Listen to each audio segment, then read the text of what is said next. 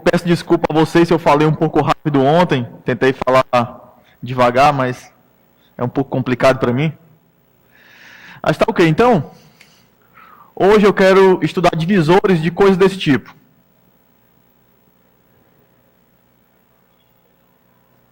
Certo? Então, isso eu vou chamar de uma forma binária. Então, é uma constante vezes alfa n, mais ou menos uma constante vezes beta n. Onde alfa e beta são números algébricos, são raízes de algum polinômio. Ok, então eu tenho o seguinte. Primeiro, eu vou provar o seguinte resultado. Então, vou colocar aqui proposição. Deixa eu escrever maior aqui. Então, toda vez que eu escrever P aqui, vai ser um primo, certo? Então, se P é primo,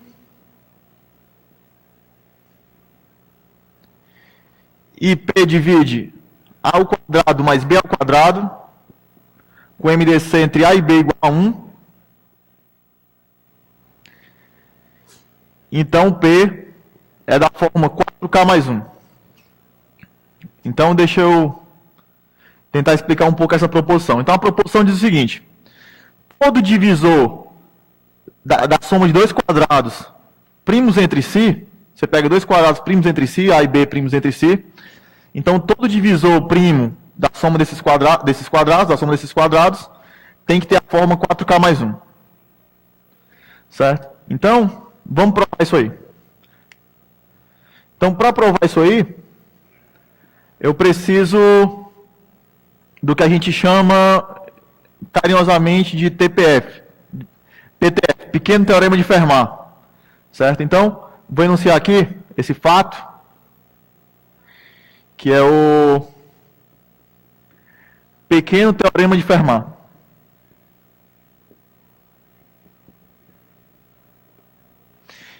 Que diz o seguinte. Se P é primo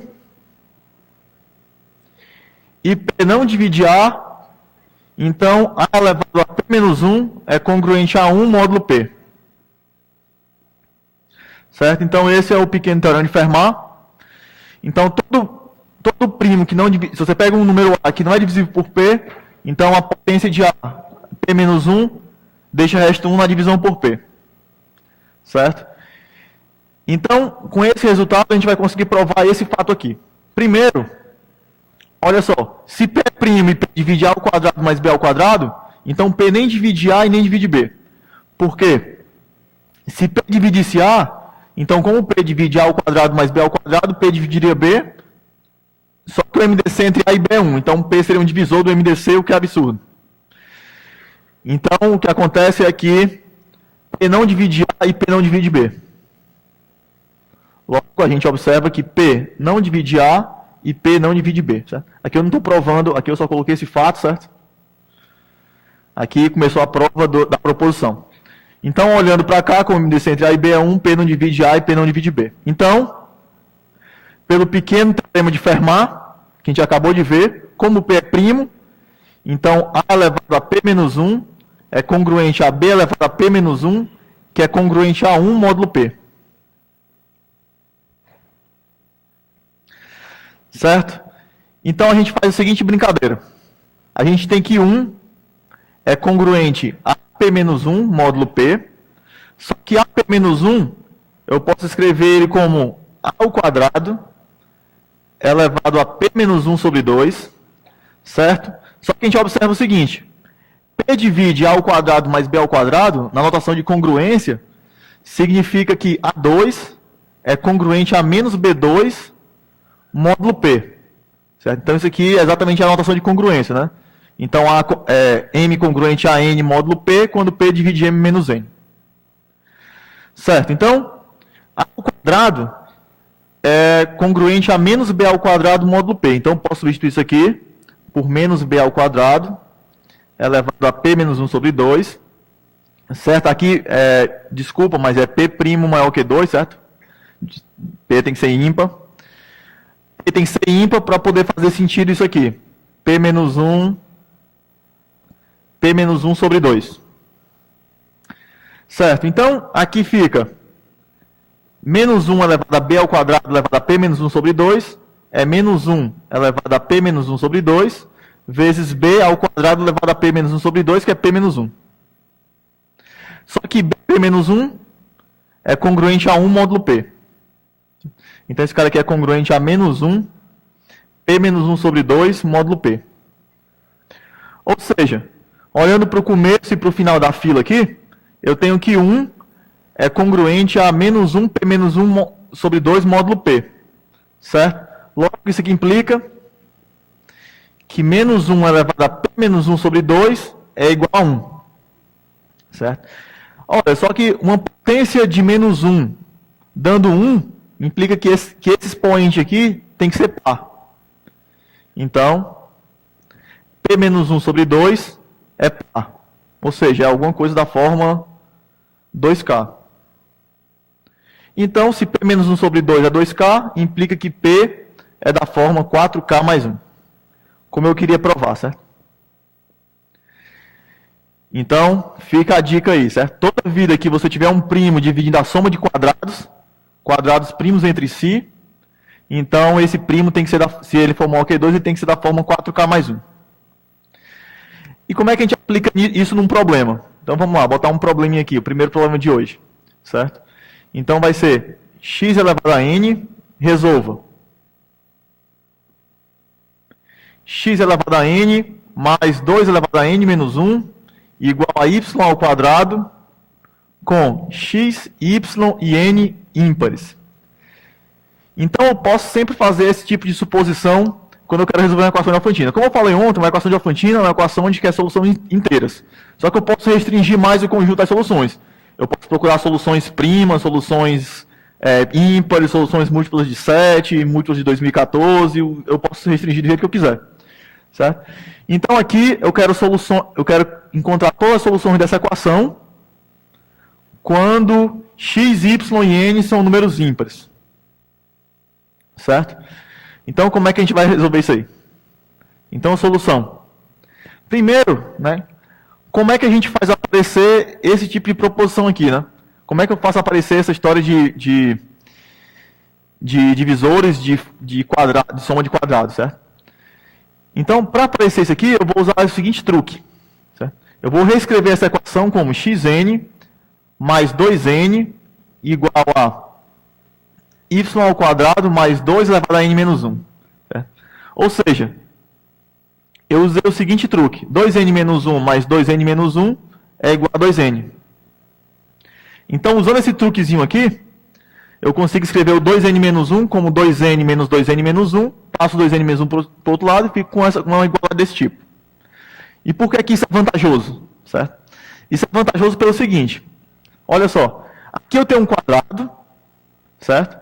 E aqui eu tenho um 2 elevado a n menos 1. Só que o n é ímpar. Então n menos 1 é par. Então isso aqui é 2 elevado a uma potência par de 2.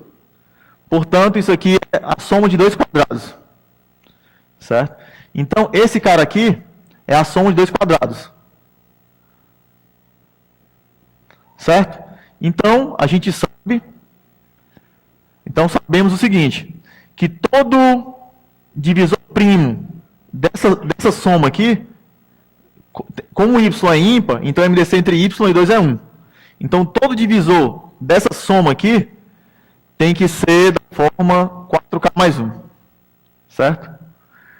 Ok, então vamos olhar para o outro lado. Então, o x é ímpar. Como o x é ímpar, então tem duas formas. Ou o x é congruente a 1 módulo 4, ou o x é congruente a 3 módulo 4.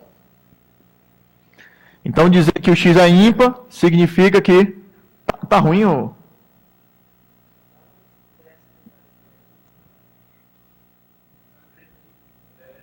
A caneta azul melhor?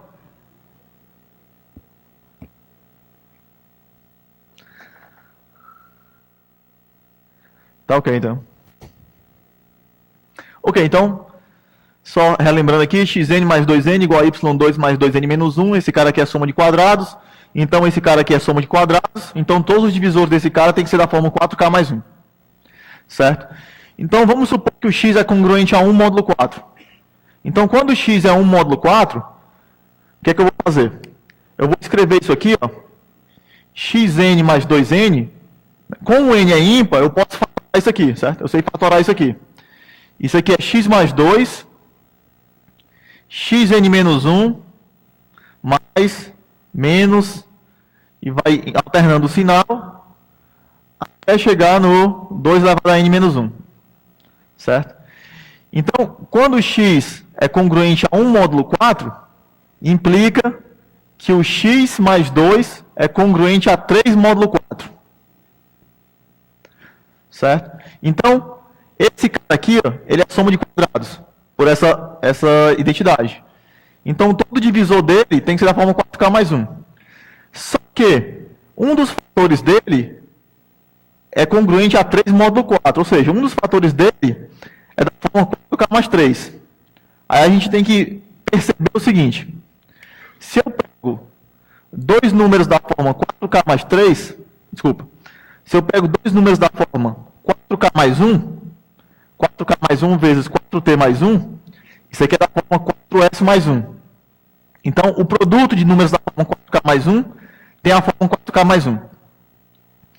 Portanto, se esse cara aqui, x mais 2, é da forma 4k mais 3, então tem um primo na fatoração de x mais 2, que é da forma 4k mais 3. Porque senão, se todo primo fosse da forma 4k mais 1, o produto de números da forma 4k mais 1 é da forma 4k mais 1, então esse cara seria da forma 4k mais 1.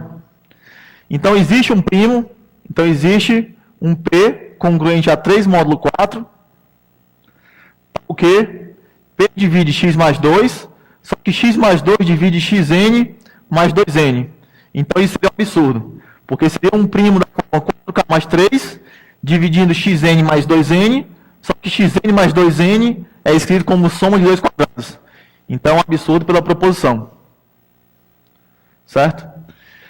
Ok, então, o segundo caso, quando x é congruente a 3 módulo 4, a gente faz o seguinte.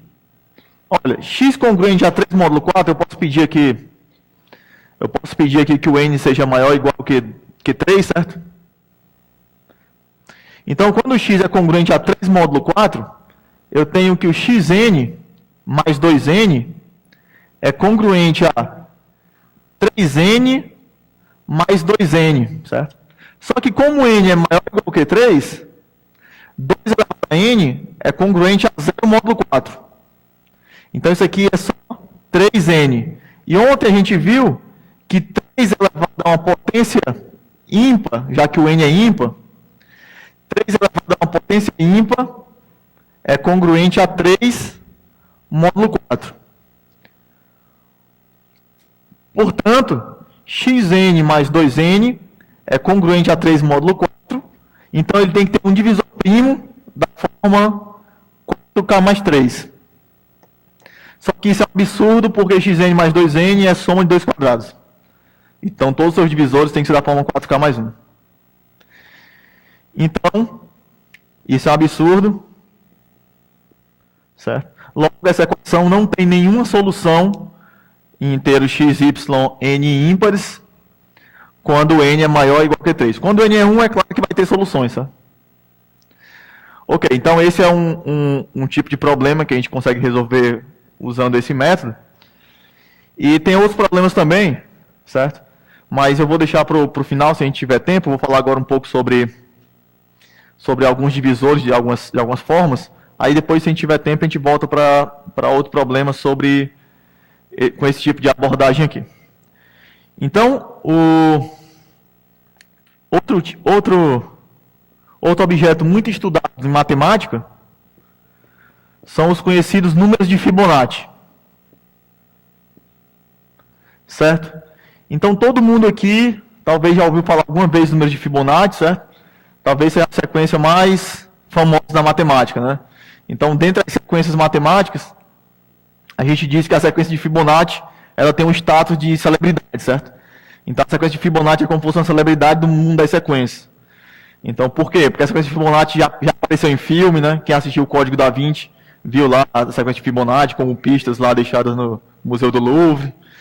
Quem assiste algumas séries de TV, existe uma série, eu acho que não existe mais, chamada Numbers, onde também o camarada lá, que era gênio em matemática, ele também falou uma vez sobre números de Fibonacci, espirais de galáxias e etc.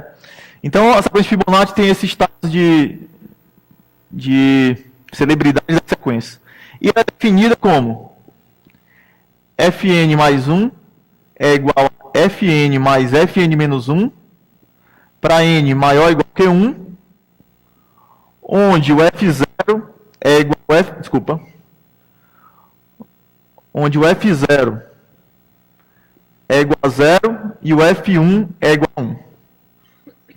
Ou seja, a sequência de Fibonacci é uma sequência recorrente de ordem 2, certo? Ou seja, para saber um termo, eu tenho que somar os dois termos anteriores. E para encontrar um enésimo termo, eu somo exatamente os dois termos anteriores. E começa com os termos 0 e 1. Certo? Alguém pode dizer que, mas eu vi que começava com 1 e 1. É a mesma coisa, certo? Ok? Dos dois termos, você começa a sequência, permanece a mesma, a menos de uma parte finita. Tá certo. Então, essa sequência começa com esses números aqui, né? Então, vamos lá. 0, 1, 1, 2, 3, 5, 8, 13, 21, 34, 55, 89, 144 e etc.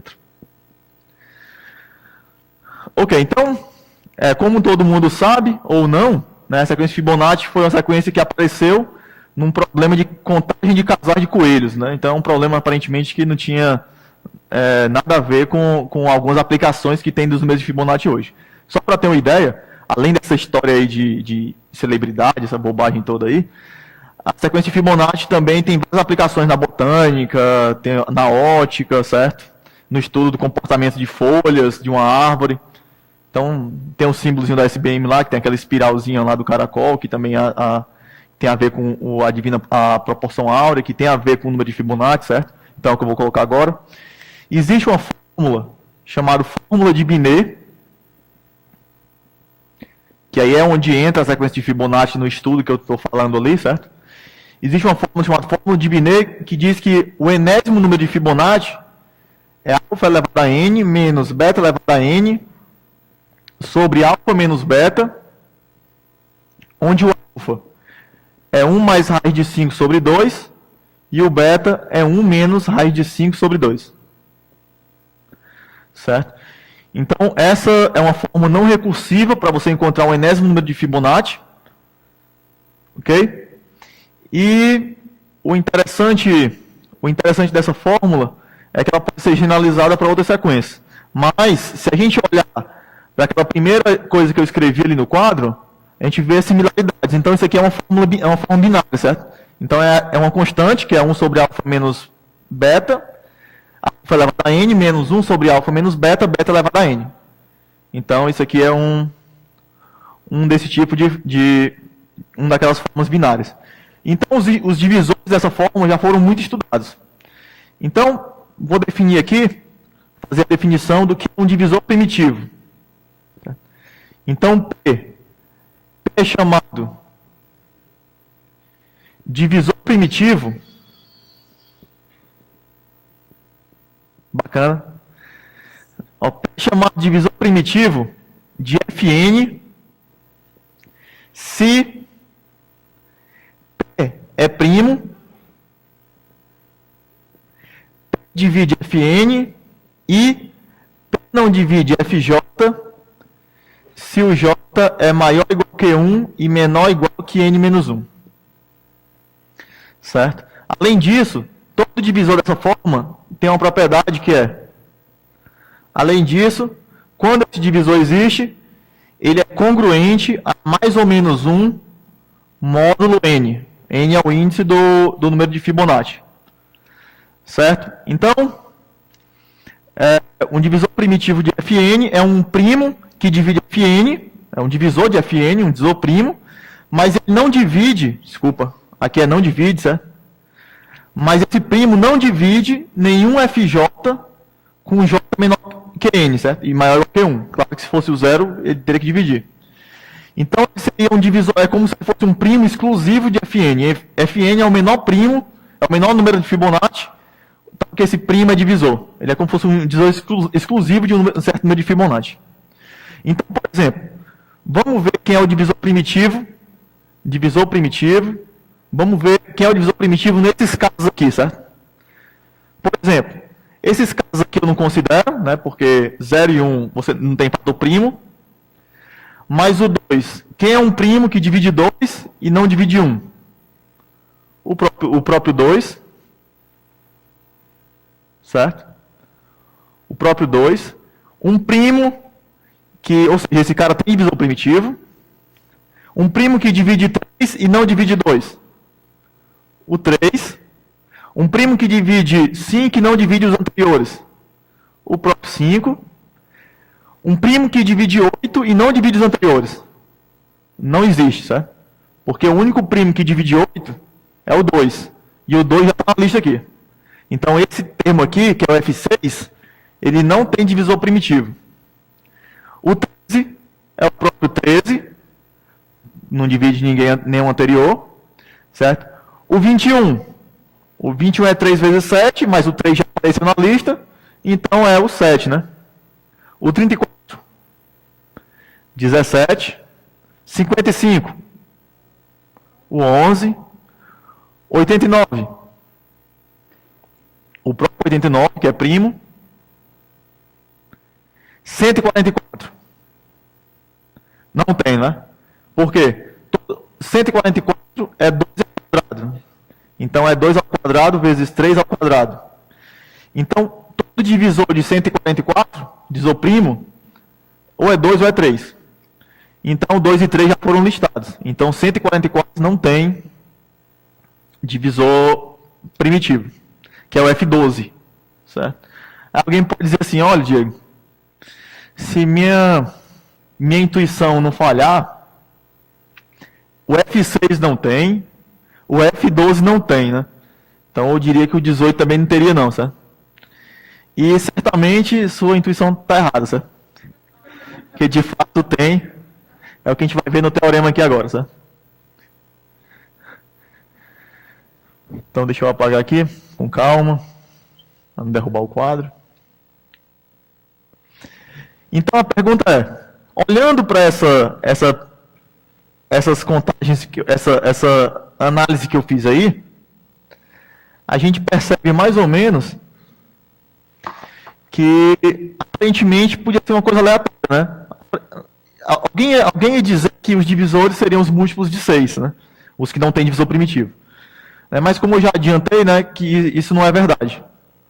Então, vamos o teorema aqui. É chamado de teorema do divisor primitivo. Que carinhosamente a gente vai chamar de TDP. Certo? Então, o teorema do divisor primitivo, ele diz o seguinte: se o n é maior que 13, maior ou igual que 13, então Fn tem divisor primitivo.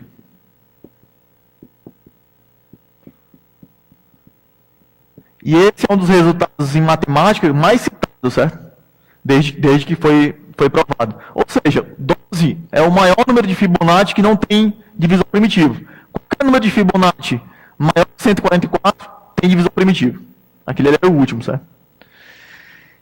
E esse resultado ajuda muito a gente a resolver equações afantinas. Aparentemente não tem nada a ver, mas geralmente, como a maioria dos resultados que eu coloco aqui, os métodos aparentemente não tem nada a ver com a equação de afantina em especial, mas a gente pode relacionar de alguma forma.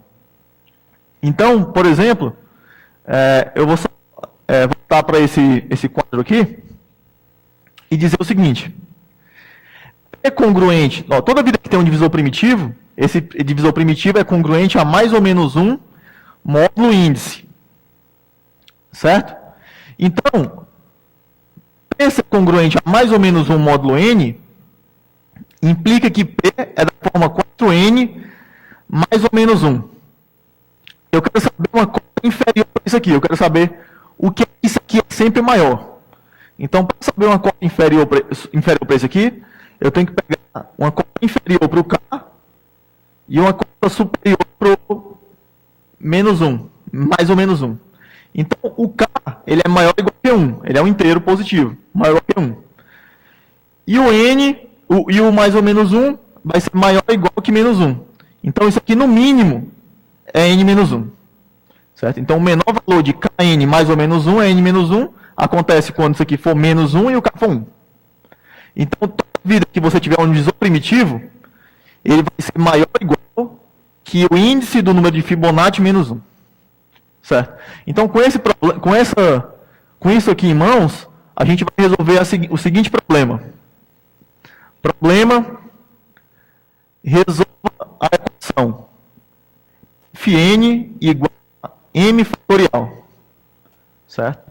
Então, eu quero encontrar todo mundo aqui sabe o que é o fatorial de um número, né? Vou colocar aqui só mesmo por encargo de consciência. Né? M fatorial começa com 1, né? Quando é 0, quando é 1 é 1 também, 2, 6, 24, 120, 720, 5040. Por aí vai. Certo? Então a pergunta é, dentro da sequência, quais são os números de Fibonacci? Ou seja, qual a interseção da sequência de Fibonacci com a sequência dos fatoriais? Aparentemente podia ser infinita. Certo? Mas por que não é? Ou se for, quem é a solução? Então eu quero resolver essa equação de Diofantina aqui. Então já é uma equação diferente das equações que eu mostrei anterior, né? As equações anteriores envolviam só potências perfeitas, ou seja, coisas mais relacionadas a polinômios. Aqui eu estou com uma equação onde envolve uma sequência recorrente. Então já é uma equação um pouco mais delicada. E a gente vai provar ela usando dois fatos. Quando eu colocar aqui fatos, significa que, por falta de tempo, eu não vou poder provar, certo? Mas eu vou dar uma ideia de como provaria isso. Então a gente vai usar dois fatos. Vou chamar de fato 1 e fato 2. Então o fato 1 é que Fn é sempre menor ou igual que 1 mais raiz de 5 sobre 2 elevado a n menos 1 quando n é maior ou igual que 1. Ou seja, esse 1 mais raiz de 5 sobre 2 é que aparece naquela fórmula de Binet que eu coloquei ali. Certo? Então, você tem uma cota superior para o enésimo número de Fibonacci. 1 mais raiz de 5 sobre 2 elevado a n menos 1. E a outra vem de uma fórmula chamada fórmula de Stirling, que tem a ver com a aproximação do fatorial. Certo? Tem a ver com aproximações para o fatorial. E a fórmula diz que m fatorial é sempre maior que m sobre 3 elevado a m. Certo? Então a gente tem essas duas estimativas aí. Essa estimativa aqui, talvez com um pouquinho de trabalho consiga provar por indução. Essa aqui também, certo? Essa aqui é bem mais simples, usa só a recorrência da sequência de Fibonacci. Certo? Então você consegue provar essas duas aí. Infelizmente a gente não vai ter tempo para provar. Mas com essas duas identidades que são consideradas desigualdades, que são consideradas desigualdades básicas, em certo sentido, a gente consegue resolver esse problema. Então vamos lá. Então vamos começar com o seguinte. Então, solução do problema. Então, primeiro vamos supor que esse n é maior que 12. Por que eu estou supondo que o n é maior que 12? Posso tentar.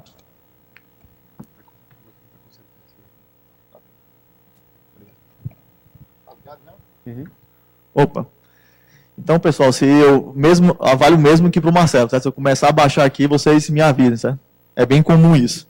Agora eu tenho que ter 3 braços aqui. Infelizmente eu sou humano. Olha só. Então vamos supor que o n é maior que 12. Por que eu estou supondo que o n é maior que 12? Porque quando o n é maior que 12, eu tenho o divisor primitivo para Fn, certo? Pelo teorema.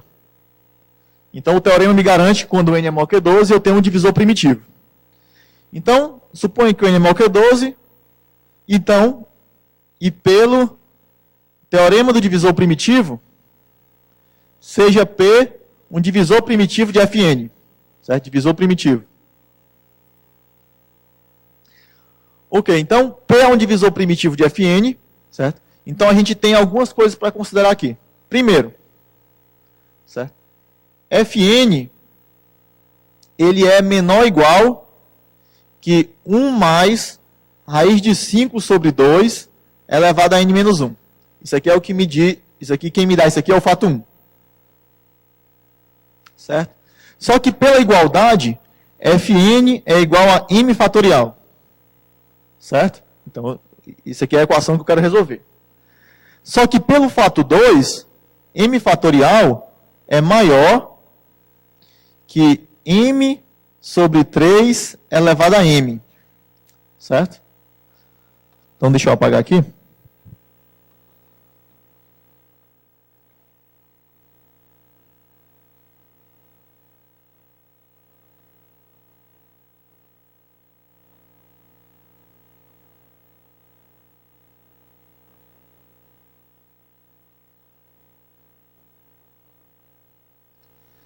Ok, então, m fatorial é maior que m sobre 3 elevado a m. E agora a gente vai ter que fazer um estudozinho aqui, que é o seguinte, olha. P divide Fn, certo? Então, vou colocar aqui, ó. P divide Fn. Só que Fn, desculpa, aqui está muito pequeno. P divide Fn. Só que Fn é igual a m fatorial. Então, P divide m fatorial. Só que o m fatorial é produto de números. Então, se um primo divide o produto de números, esse primo divide pelo menos um fator daquele produto. Então, isso aqui implica que P divide Fj para algum J menor ou igual que M. Só que dizer que P divide Fj, como o J é diferente de zero e o P é positivo, significa que P é menor ou igual que J. Certo? Só que se P é menor ou igual que J, J é menor ou igual que M. Então, P é menor ou igual que M. Ok?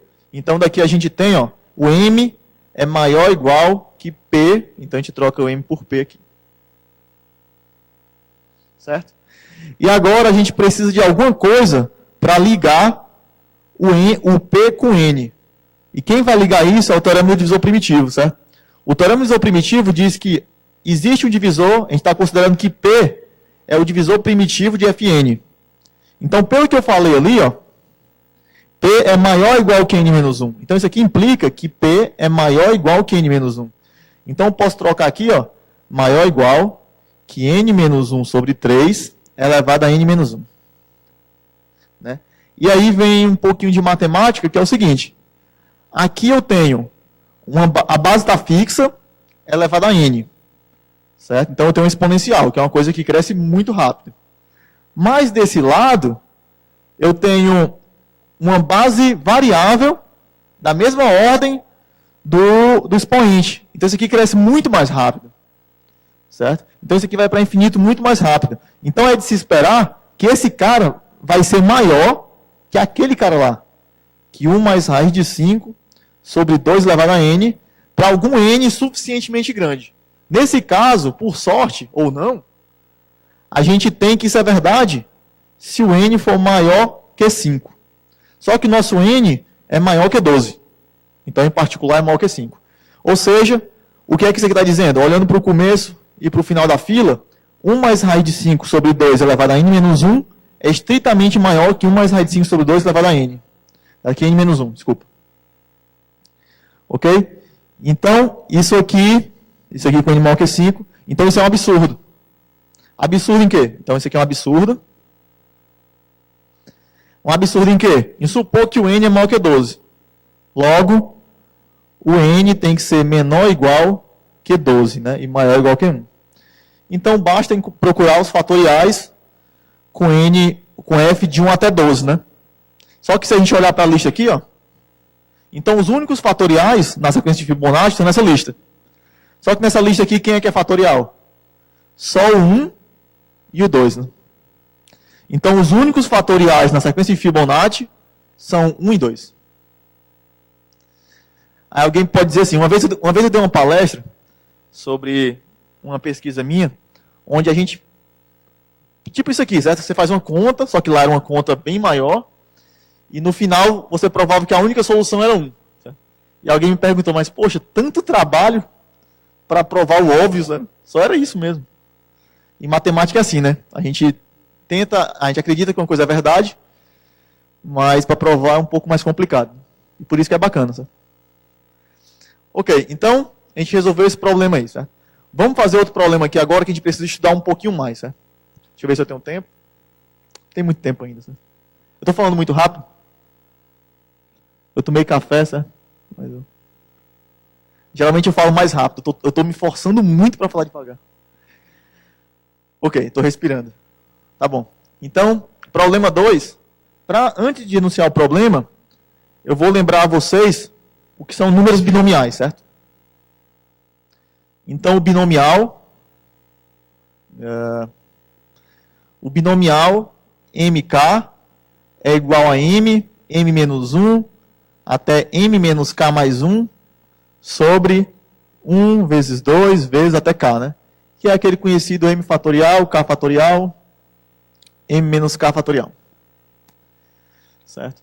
Então, esses coeficientes eles foram generalizados no início do século XX.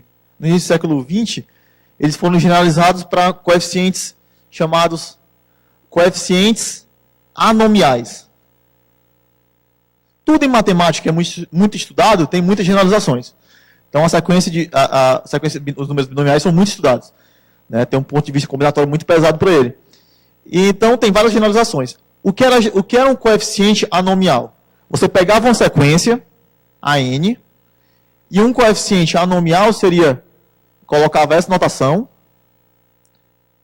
seria o seguinte, em vez de você colocar M na definição de coeficiente binomial, você coloca A índice M.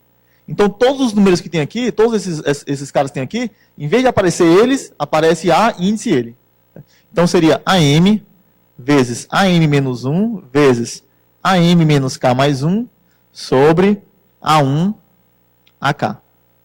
É claro que aqui eu estou considerando que a sequência AN não tem zero, certo? Para poder estar definido esse negócio aqui de baixo. Ok? Então, isso seria uma generalização dos números binomiais, né? Os números binomiais seria quando a sequência AN fosse sequência dos naturais. Né? E um dos casos mais conhecidos, ganhou um nome especial, é o que a gente chama de coeficiente fibonomial. Então, não é de se estranhar que coeficiente fibonomial é exatamente quando a nossa sequência é quem? Sequência de Fibonacci, certo? Então, ou seja, coeficiente fibonomial seria FM, FM menos 1, FM menos K mais 1, sobre F1, FK. Então, essa sequência é uma generalização dos números de Fibonacci, por quê? Se eu pegar o coeficiente de M1, coeficiente fibonomial M escolhe 1, isso aqui é FM, certo? Ou seja, quando K é 1, a gente tem a sequência de Fibonacci, quando K é 2, K é 3, K é 4, a gente tem outras sequências. Certo? Então, é uma generalização dos números de Fibonacci, é bastante estudada, certo? Tem artigos muito recentes sobre esse coeficiente, interpretações combinatórias para isso aqui, por exemplo, certo? Então, tem muitos problemas bacanas envolvendo isso aqui. Principalmente, a pergunta é, quais são as propriedades dos números de Fibonacci que ainda são satisfeitas por esse tipo de coeficiente? Certo? Ok. Então, vou passar aqui. Só para salientar, problemas envolvendo números de Fibonacci são problemas extremamente importantes em matemática, certo? E são problemas que são considerados por matemáticos de alto nível. Por exemplo, um dos problemas mais recentes resolvidos, sobre problemas mais relevantes e recentes, era o problema de encontrar potências perfeitas na sequência de Fibonacci. Potência perfeita é uma coisa desse tipo, onde o T é maior que 1. Ou seja, a potência de dois naturais, onde o expoente é maior que 1. Então, por exemplo, olhando para cá, o 1 é potência perfeita, o 8 é potência perfeita, e o 144 é potência perfeita. Certo? E o 0 também, se você quiser considerar, o 0 também é uma potência perfeita, mas como eu estou considerando y e t naturais, para mim o 0 não é natural, não seria. Mas, em 2006, 3 matemáticos provaram que as únicas potências perfeitas são essas 3. 1, 8 e 144. E foi um artigo publicado na Annals of Mathematics, certo? Que é a revista mais importante de matemática. Então, a gente poderia perguntar quais coeficientes fibonomiais são potências perfeitas. Certo? Então, em vez de ser Fibonacci, fibonomial. Ok? E no artigozinho, pouco depois que eles publicaram isso aqui, não pouco depois, em 2010, eu e um colaborador, a gente resolveu esse problema. Na verdade, as únicas, né, mesmo incluindo todos os casos para infinitos casos, as únicas potências perfeitas são essas três. Quem quiser o artigo pode me escrever que eu mando, certo? Ok, então, vamos resolver uma equação de Alfantina que envolve esses coeficientes fibonomiais. Deixa eu apagar aqui.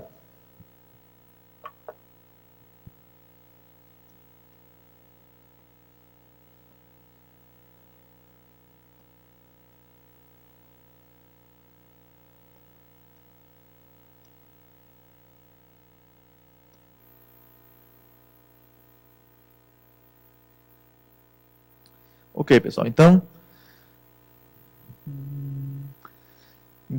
antes de enunciar o problema, eu vou só relembrar uma outra sequência recorrente muito conhecida, certo? Que é a sequência de Lucas. Certo?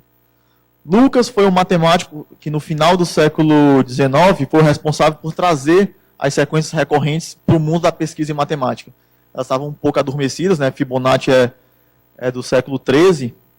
Então, as sequências de Lucas, a sequência de Fibonacci, essa sequência tipo, eu acho que o termo sequência de Fibonacci foi dado por Lucas, certo? E a sequência de Lucas é a sequência seguinte, sequência LN, onde ela tem o mesmo padrão da sequência de Fibonacci. O mesmo padrão, só que ela começa com termos iniciais diferentes.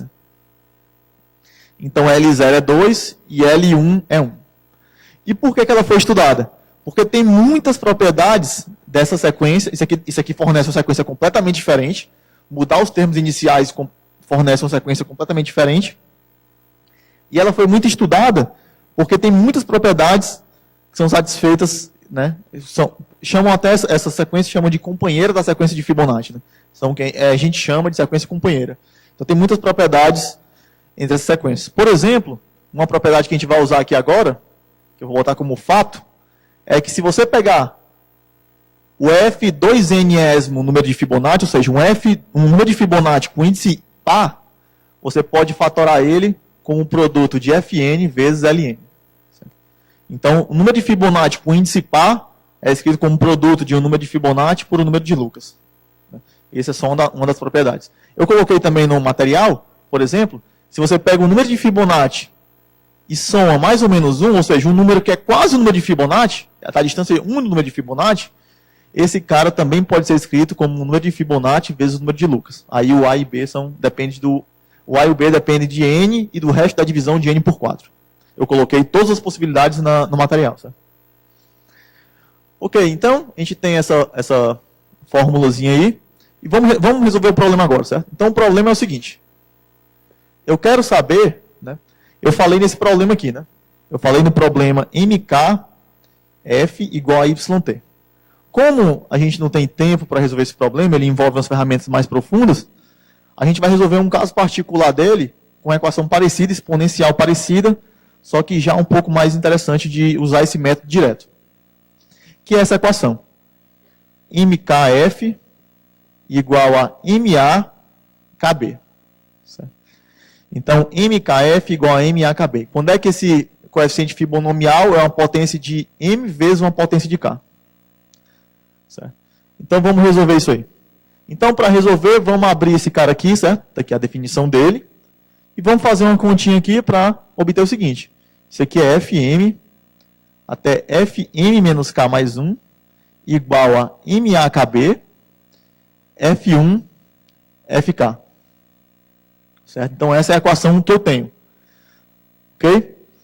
E agora, como eu estou falando no teorema do divisor primitivo, não é de ser surpreendente que eu quero usar o teorema do divisor primitivo. E para usar o teorema do divisor primitivo, eu tenho que ter os índices maiores ou iguais que 13. Certo? Só que nesse caso aqui, eu tenho que saber quem eu vou usar. Como eu vou precisar mais na frente, eu vou falar depois, eu vou suponha que o M é maior que 24. Eu até coloquei ali no material um pouco de espanto, porque a gente pensa assim, né? Poxa, para que M20 maior que 24? Só precisa M maior que 12. Mas mais na frente, a gente vai precisar aplicar o teorema do divisor primitivo quando, em vez de M, é M sobre 2.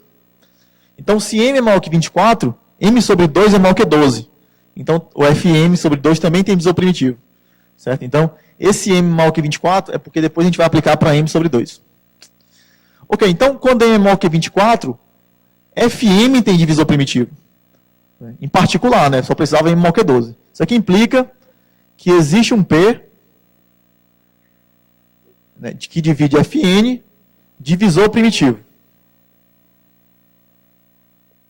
Certo? Então, esse cara é um divisor primitivo de Fn, então a gente já sabe que ele é maior ou igual que n menos 1, né? Isso aqui a gente já ganha, certo? E a gente sabe então o seguinte, olha, se ele é um divisor primo de Fm, né, e aqui a gente sabe mais, né? A gente sabe que P é congruente a mais ou menos 1 módulo M, desculpa, P maior ou igual que M menos 1. Porque o índice aqui é M, certo? É o divisor primitivo desse cara. Então, olha só, se ele é um fator primo desse cara, então, pelo teorema da fatoração única, esse primo que aparece aqui, ele tem que aparecer aqui também, né? Então, esse primo tem que ser o fator de alguém daqui. Só que, olha só, por ele ser divisor primitivo, né, pela definição de divisor primitivo, ele divide Fm e não divide nenhum F de índice menor que M. Então, esse primo que divide Fm, ele não pode dividir F1 e FK. Ele não pode dividir nenhum desses caras. Porque o M, eu não coloquei aqui, mas o M é maior que K, certo? Se o M for menor que K, isso aqui é zero. Então, esse primo não divide nenhum desses caras aqui. Então, logo, por definição, o P não divide F1 e FK. Então, implica que se ele divide esse lado e não divide esse, então P divide MAKB. E como P é primo, isso aqui implica que P divide M ou P divide K. Certo? Mas a primeira pergunta, será que P pode dividir M? A resposta é não, certo? Por quê? Isso aqui é um múltiplo de M. Então, isso aqui está dizendo que P é um múltiplo de M mais ou menos 1. Se o P dividisse M, então o P dividiria esse cara aqui, então P dividiria mais ou menos 1. Certo? Só que um primo não pode dividir mais ou menos 1. Então, P não divide M. Então, P tem que dividir K. Daí, o P divide K. Se o P divide K, então o P é menor ou igual que K. Certo? Então, vamos colocar essa cadeia de desigualdades aqui. P é menor ou igual que K. Certo? Só que o P é maior ou igual que M menos 1. Então, maior ou igual que M menos 1. O K, por sua vez, ele é menor que M. Então, se o K é menor que M, é porque ele é menor ou igual que M menos 1. Então, K é menor ou igual que M menos 1. Então, como no final e no início e no final da fila tem o mesmo cara, é porque implica que todo mundo é igual. Então, isso aqui implica que P é igual a K, que é igual a M menos 1. Certo? Então, na verdade, substituindo na equação de novo, eu vou ter M, o K é M menos 1, igual a MA, M menos 1B. Então, é essa a minha equação agora. Uma das variáveis eu coloquei em função de outra. Só que isso aqui é FM. Então, minha equação agora é FM igual a MA, M menos 1B. Certo? Só que, olha só, quem é o M? O M é igual a P mais 1. Certo? Só que o P é um primo e é ímpar. Por quê? Porque todo divisor primitivo ele é ímpar a partir do terceiro termo. Não é? O único primo, par é 2. Então, todo divisor primitivo é maior que... só tem um primeiro que é 2, qualquer outro tem que ser maior que 2. Então, como esse é o divisor primitivo de um cara da sequência de Fibonacci, um cara grande, então ele não pode ser 2. Então, isso aqui é M igual a P mais 1, é um número par. Então, M é um número par. Só que se M é um número par, eu consigo fatorar ele como produto de um Fibonacci por um número de Lucas. Então, isso aqui eu posso escrever como F, M sobre 2, L, M sobre 2, igual a MA, M menos 1B. Certo? Ok. Só que, o que é que isso aqui implica? Agora vem, ó, M maior que 24. Então, como M sobre 2 é maior que 12, então esse cara também tem um divisor primitivo. Né? Ele tem um divisor primitivo Q. Certo? Então esse Q é divisor primitivo de Fm sobre 2, pelo teorema do divisor primitivo. Então, esse Q, ele é congruente a mais ou menos um módulo M sobre 2, e por essa igualdade, como ele divide isso aqui, ele divide esse. Pelo mesmo motivo, o Q não divide M. Então, implica que o Q, vou colocar aqui, ver se a gente consegue terminar essa conclusão aqui. Pelo mesmo motivo, implica que o Q, isso aqui implica que o Q divide M menos 1. Olha, o Q divide esse ou esse. Mas o Q não divide M, porque o Q é congruente a mais ou menos 1 módulo 2M. Senão o Q dividiria mais ou menos 1. O Q dividiria mais ou menos 2. Então o Q divide M menos 1. Só que M menos 1 é igual a quanto? P. Então M menos 1 é P. Então eu tenho Q dividindo P. Só que Q e P são primos. Então se um primo dividir outro, o que tem que acontecer? São iguais, né? Então Q tem que ser igual a P. Mas o que é que isso aí implica? Isso aí implica no seguinte. Se o Q é igual a P, a gente está dizendo o seguinte, que P, isso aqui implica, então, que P divide Fm sobre 2. Não é isso? Porque o Q divide Fm sobre 2. Se o Q é igual a P, então P divide Fm sobre 2. Mas isso é um absurdo. Por quê? Porque P é divisor primitivo de Fm. Então ele não pode dividir nenhum número de Fibonacci menor. E esse número aqui é um número de Fibonacci menor que Fm. Então isso é um absurdo. Certo? Absurdo em quê? Em supor que o M é maior que 24. Então M é menor que 24. E aí a gente tem que fazer uma continha para poder resolver todos os casos aí, certo? Então a gente tem M menor que 24, então fica uma conta finita para fazer, certo? Então o que eu não vou fazer aqui, mas no material eu acho que eu coloquei, certo? Deixa eu olhar aqui o horário. Eu acho que 1 hora, né? Ok, então à tarde, né, tem vários problemas aí, como eu já falei no material, tem outros problemas sobre aquela parte de divisores de soma de dois quadrados. Então, à tarde a gente vai ver um pouco sobre a equação de Fermat. Certo? Eu espero que vocês estejam gostando. Espero que esteja um pouco razoável, certo? E desculpa um pouco esse meu sotaque do sul também. Obrigado.